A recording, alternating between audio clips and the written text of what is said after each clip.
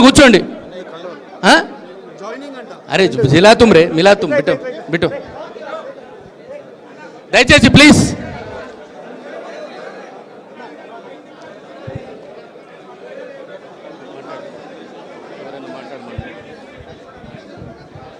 జై తెలంగాణ. ఖానాపూర్ నియోజకవర్గం నుండి ఈరోజు గౌరవనీయులైన నియోజకవర్గ ఇన్ఛార్జ్ సోదరులు జాన్సన్ నాయక్ గారి ఆధ్వర్యంలో విచ్చేసిన మా గౌరవనీయులైన 56 మంది గెలిచిన సర్పంచులు, వారితో పాటు ఈరోజు పార్టీలో చేరుతున్న ఇద్దరు మాజీ మండల పరిషత్ అధ్యక్షులు, ఇద్దరు కూడా బీజేపీ పార్టీ నుంచి చేరుతూ ఉన్నారు. ఆయన కూర్చొని బక్షినాయక్ గారిని కూర్చొని ఇద్దరు కూడా, వారికి కూడా హృదయపూర్వకంగా స్వాగతం. మొన్ననే చేరిన బక్షినాయక్ గారికి కూడా కాంగ్రెస్ పార్టీ నుంచి చేరినారు, వారికి కూడా స్వాగతం. అట్లాగే వేదికపై ఆసీనులైన పెద్దలు అన్న మాజీ చీఫ్ విప్ వినయ్ భాస్కర్ గారు, మాజీ శాసన మండలి సభ్యులు కర్నె ప్రభాకర్ గారు, మాజీ ఎమ్మెల్యేలు గౌరవనీయులు సురేందర్ గారు, షకీల్ గారు, అదేవిధంగా వేదికపైన ఉన్న ఖానాపూర్ నియోజకవర్గంలోని వివిధ మండలాల పార్టీ అధ్యక్షులు, సీనియర్ నాయకులు, రాష్ట్ర మరియు జిల్లా నాయకులు, గెలిచిన సర్పంచులు, అదేవిధంగా వారి బంధుమిత్రులు, పేరు పేరున అందరికీ హృదయపూర్వకంగా నమస్కారం, హృదయపూర్వకంగా మీకు స్వాగతం. సో నాకు జాన్సన్ ఏం చెప్పిండంటే 12 గంటల వరకు వస్తారు మా వాళ్ళు అన్నాడు. కానీ మళ్ళీ నాకు ఫోన్ చేసి అన్న 9 గంటల వరకే వచ్చిందంటాడు. కాబట్టి కొద్దిగా ఆలస్యమైంది, దయచేసి ఏమనుకోవద్దు మీరు ఎవరు కూడా. ఎందుకంటే ఎల్లారెడ్డి నియోజకవర్గంలో ఒక చిన్న సంఘటన, చాలా దుర్మార్గమైన సంఘటన జరిగింది. ఒక గెలిచిన కాంగ్రెస్ ఓడు తక్కువ ఓట్లతో గెలిచిండు, కానీ గెలిచి వాని కళ్ళు ఎంత నెత్తికెక్కినాయంటే రేవంత్ రెడ్డిని, అధికార బలాన్ని, అధికార మదాన్ని చూసుకొని ట్రాక్టర్ తీసుకొచ్చి పోటీ చేసి ఓడిపోయిన మన అభ్యర్థి ఇంటి ముంగట కూర్చుంటే అరుగు మీద ఇంట్లోకి ట్రాక్టర్ తీసుకొని వచ్చి అక్కడ ఉండే 5-6 గుద్దిండు. గుద్దితే అందులో ఇద్దరు చాలా సీరియస్ ఉన్నారు. వాళ్ళిద్దరు హాస్పిటల్లో ఉంటే హాస్పిటల్ వాళ్ళని కలవనీకి పోయి డాక్టర్లతో మాట్లాడొచ్చే వరకు కొంత ఆలస్యమైంది. దయచేసి ఏమనుకోవద్దని కోరుతా ఉన్నాను.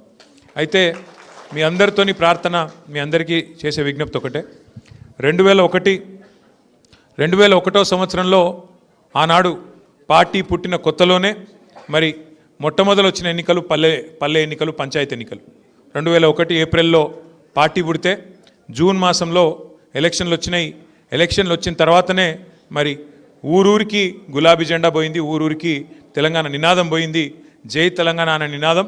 ఆ రోజు 2001లో మారుమోగితే 13 ఏళ్ళు కేసీఆర్ గారు అలు పెరగకుండా మీ అందరి ఆశీర్వాదంతో కొట్లాడితే చివరికి తెలంగాణ రాష్ట్రం వచ్చింది. మరి తెలంగాణ రాష్ట్రం వచ్చిన తర్వాత 10 ఏళ్ల పాటు కేసీఆర్ గారి నాయకత్వంలో బ్రహ్మాండంగా పనిచేసుకున్నాం. నిజానికి ఖానాపూర్కి ఒక మంచి, మనకు పార్టీతో మంచి అనుబంధం ఉంది. మొదటి నుంచి 2001 నుంచి కూడా అనుబంధం అట్లే కొనసాగింది. 2004లో కూడా మీరు ఎమ్మెల్యేగా ఆనాడు గోవింద్ నాయక్ గారిని ఆ రోజు ఖానాపూర్లో గెలిపించుకున్నారు.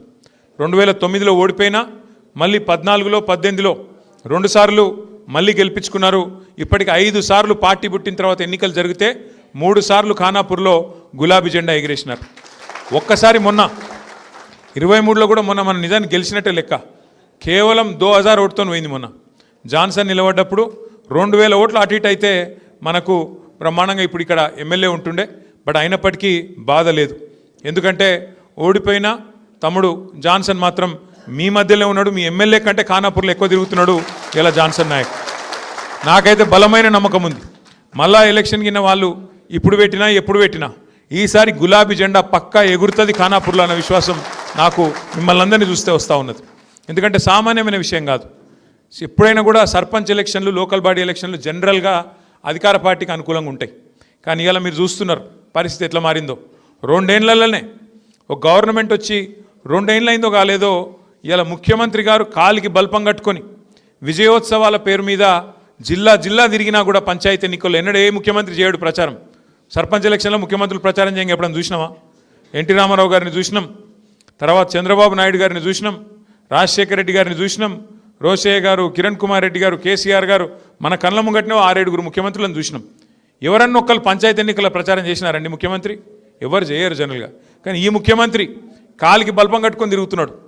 తిరిగి జిల్లాకు పోయి 2 ఏళ్ల విజయోత్సవం అని చెప్పి పరోక్షంగా ఎలక్షన్ల ప్రచారం చేసినా ఇవాళ గణనీయమైన ఫలితాలు మనకు వస్తూ ఉన్నాయి. ఇంకా ఘోరం ఏంటంటే ఎమ్మెల్యేలు బెదిరిస్తూ ఉన్నారు. ఒక్కొక్క కాంగ్రెస్ ఎమ్మెల్యే ఇలా కళ్ళు నెత్తికెక్కి అధికార మదం తలకెక్కి ఇష్టం వచ్చినట్టు మాట్లాడుతున్నారు.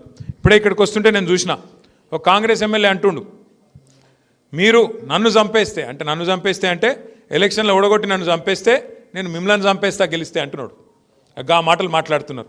అవి చూసుకొనే ఇలా కాంగ్రెస్ కార్యకర్తలు కూడా చెలరేగిపోయి పిచ్చి పిచ్చి ప్రవర్తనలన్నీ చేస్తూ ఉన్నారు. నేను దయచేసి ఇక్కడ గెలిచి వచ్చిన మా సర్పంచులు ఎవరైతే మొత్తం 56 మంది, వారితో పాటు ఇవాళ చేరుతున్న 4 ఇండిపెండెంట్ సర్పంచులు ఉన్నారో 60 మంది మా ఖానాపూర్ నియోజకవర్గంలో మీకు నేను చేసే విజ్ఞప్తి ఒకటే, సర్పంచులకు నిధులు అనేది ఎమ్మెల్యే ఇయ్యడు. సర్పంచులకు నిధులు అనేది ఎవరో దాన ధర్మాల మీదనో వాళ్ళ ఇష్టాయిష్టాల మీద ఉండదు. మీకు ఒక విషయం అవగాహన ఉండాలి. అవగాహన ఏముండాలి అంటే భారతదేశంలో మనకు 5 అంచెల్లో ప్రభుత్వాలు ఉన్నాయి, 5 స్థాయిల్లో ప్రభుత్వాలు ఉన్నాయి. ఢిల్లీలో కేంద్ర ప్రభుత్వం ఉంటుంది, హైదరాబాద్లో రాష్ట్ర ప్రభుత్వం ఉంటుంది, జిల్లా కాడికి వచ్చే వరకు మీ నిర్మల్ జిల్లాలో నిర్మల్ జిల్లా పరిషత్ ఉంటుంది, ఆదిలాబాద్ జిల్లాలో ఆదిలాబాద్ జిల్లా పరిషత్ ఉంటుంది, మంచిర్యాలలో మంచిర్యాల జిల్లా పరిషత్తు, ఆసిఫాబాద్లో ఆసిఫాబాద్ జిల్లా పరిషత్ ఉంటుంది. దాని కిందికి వస్తే మండల పరిషత్తు, ఇంకా కిందికి వస్తే గ్రామ పంచాయతీ. అంటే 5 అంచెల్లో కింద గ్రామ పంచాయతీ, మీద మండల పరిషత్తు, దాని మీద జిల్లా పరిషత్తు, దాని మీద రాష్ట్ర ప్రభుత్వం, దాని మీద కేంద్ర ప్రభుత్వం. ఇట్లా 5 అంచెల్లో ప్రభుత్వాలు ఉంటాయి. ఎట్లయితే ఒక రాష్ట్రానికి ముఖ్యమంత్రిగా ఒక వ్యక్తి ఉంటారో, ఆయనకు మంత్రిమండలి ఉంటుందో, అట్లాగే గ్రామానికి గ్రామ పంచాయతీకి సర్పంచ్ గారికి అదనంగా వార్డు మెంబర్లు, ఉప సర్పంచులు అందరూ కూడా తోడుగా ఉంటారు. అంటే ఏ స్థాయిలో ప్రభుత్వం ఆ పద్ధతిలో నడవాలన్న ఉద్దేశంతో, స్థానిక ప్రభుత్వాలు కూడా మంచిగా ఉండాలన్న ఉద్దేశంతో రాజ్యాంగంలో బాబాసాహెబ్ అంబేద్కర్ గారు రాసిన రాజ్యాంగంలో మనకు హక్కులు మనకు పొందుపరచబడి ఉన్నాయి. ఇవాళ ఎవడన్నా ఎమ్మెల్యే నేను ఇందిరమ్మ ఇల్లియా, నేను ఫలానదియా అంటే మీరు వాళ్ళకి చెప్పాల్సింది ఒకటే, నువ్వు ఇచ్చేదేమీ నీ సొత్తు కాదు, నీ అయ్య సొత్తు, నీ అత్త సొత్తు కాదు, రాజ్యాంగం బాబాసాహెబ్ రాసిన రాజ్యాంగం ప్రకారం నా గ్రామానికి నిధులు రావాలే, ఎట్లా ఇయ్యవు నువ్వు అని నిలదీసే హక్కు మనకున్నది. ఆ విచక్షణ కూడా మనం తప్పకుండా తెచ్చుకొని మన హక్కుల కోసం మనం కొట్లాడాలా. అయితే ఇక్కడ ఎట్లుంటుందంటే, రేవంత్ రెడ్డి కాంగ్రెస్ ప్రభుత్వం మరి హడావుడిగా బీసీలను మోసం చేసి 42% అని మాటలు చెప్పి, దొంగ మాటలు చెప్పి, ఆఖరికి ఉన్న 24ని తగ్గించి 17 చేసి ఎలక్షన్ పెట్టిండు. ఎందుకు అంటే ఒకటే కారణం, ఫైనాన్స్ కమిషన్ నుంచి జాతీయ స్థాయిలో ఫైనాన్స్ కమిషన్ ఒకటి ఉంటుంది. ఫైనాన్స్ కమిషను ప్రతి గ్రామానికి ప్రతి రాష్ట్రానికి నిధులు ఇస్తుంది. అంటే ఎంత గ్రామీణ జనాభా ఉన్నది, ఆ గ్రామీణ జనాభాకు తలా ఇంత అని చెప్పి నిధులు ఇస్తారు. అట్లే పట్టణ జనాభా ఎంత ఉన్నది, ఫైనాన్స్ కమిషన్ లెక్కల ప్రకారం మరి పట్టణంలో ఉండే వాళ్ళకు, కౌన్సిలర్లకు, చైర్మన్లకు, మున్సిపాలిటీలకు అక్కడ నిధులు ఇస్తారు.